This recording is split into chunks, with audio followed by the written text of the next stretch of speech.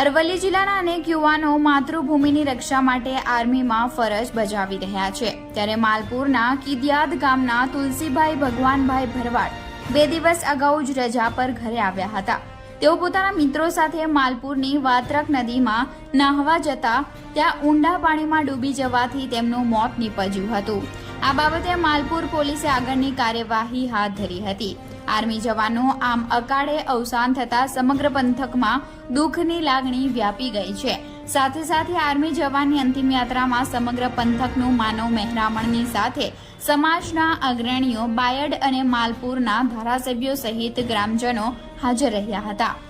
આમ આર્મી દ્વારા તુલસીભાઈને guard of honour એનાયત કરવામાં આવ્યું હતું.